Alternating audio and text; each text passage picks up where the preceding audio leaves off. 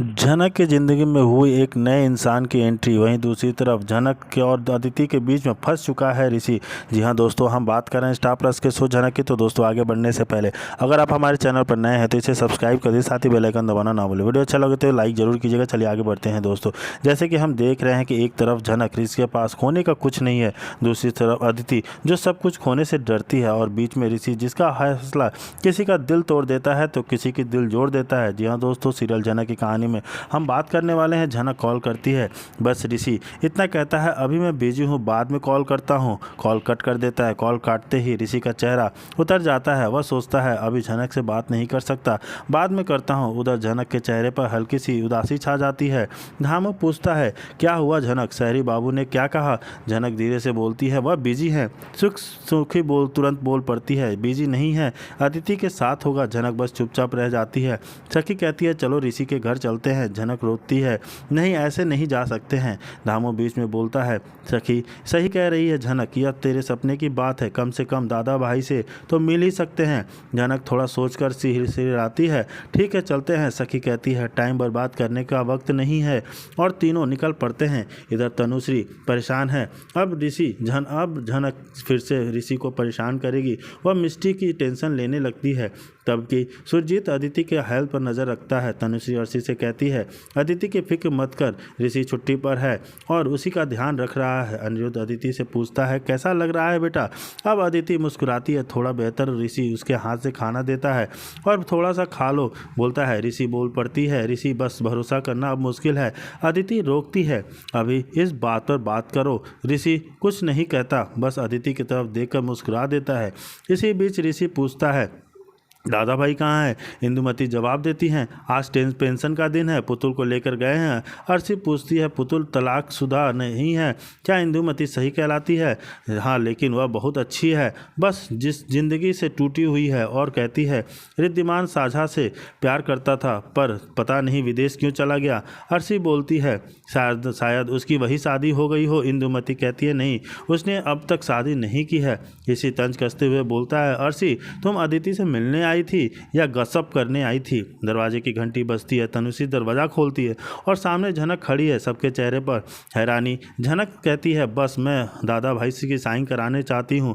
जी हाँ दोस्तों, देखना काफ़ी ज़्यादा इंटरेस्टिंग हो जाता है। और उसी तरफ दूसरी तरफ दिखाया जाता है कि वहाँ पर होता है ऋषि का एंट्री, और वह एडमिशन करने में पूरा मदद करता है झनक का। और फाइनली ऋषि की वजह से झनक का कॉलेज में दाखिला भी हो जाता है। वही कॉलेज में प्रवेश करते ही झनक का लड़कों के साथ लड़ाइयाँ हो जाती हैं, और गांव के होने के कारण झनक से कोई भी लड़की दोस्ती नहीं करनी चाह रही है। इसके बाद अब को झनक कॉलेज में पूरी तरह अकेली पड़ चुकी है। लेकिन इसी बीच कॉलेज में होगा एक ऐसे लड़के के एंट्री जो झनक से बढ़ाएगा दोस्ती का हाथ, और झनक भी फाइनली उस लड़के के साथ दोस्ती कर लेती है, और पढ़ाई करने में साथ साथ दोनों के बीच काफ़ी गहरी दोस्ती हो जाती है।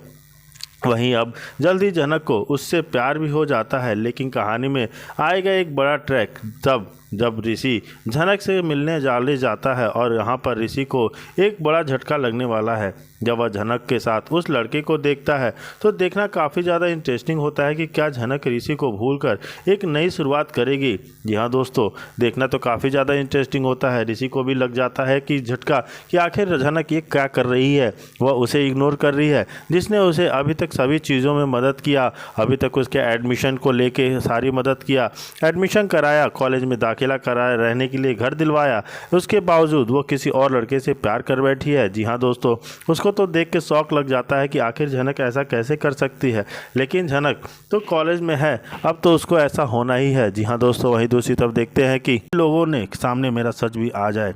वही देखने को मिलेगा कि न्यूज़ रिपोर्टर के द्वारा बताया जाता है कि सिमरपुरी गांव की एक मामूली सी लड़की ने इस छोटे से गांव में होकर एक बड़ी पहचान दिलाई है।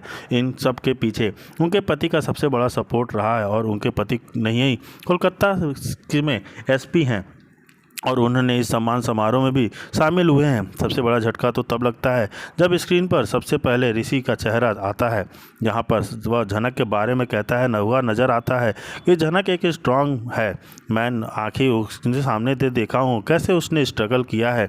वहीं टीवी पर स्क्रीन पर ऋषि को देखकर अदिति पूरी तरह हैरान रह जाती है और यहाँ पर अदिति अब गुस्से से लाल उठती है। तो देखना काफ़ी ज़्यादा इंटरेस्टिंग होता है कि आगे अदिति का फाइनली फैसला क्या होता है। क्या वह रिश्ता तोड़कर हमेशा के लिए चली जाएगी या ऋषि से फिर से मनाने की कोशिश करेगा। अदिति को फिलहाल के लिए इतना ही। जी हाँ दोस्तों, काफ़ी ज़्यादा इंटरेस्टिंग कहानी होती जा रही है। वहीं दूसरी तरफ दिखाया जाता है कि माँ को समझाती है कि वे चिंता ना करे, सब ठीक होगा, मगर माँ का अनुभव उसे बहुत कुछ सोचने पर मजबूर करता है। अदिति खुद सच्चाई की खोज में निकल पड़ी है कि कहीं ऋषि मीटिंग के बहाने झनक से मिलने तो नहीं गया। सिंबल बोनी पहुंचकर अदिति को बड़ा झटका लगता है।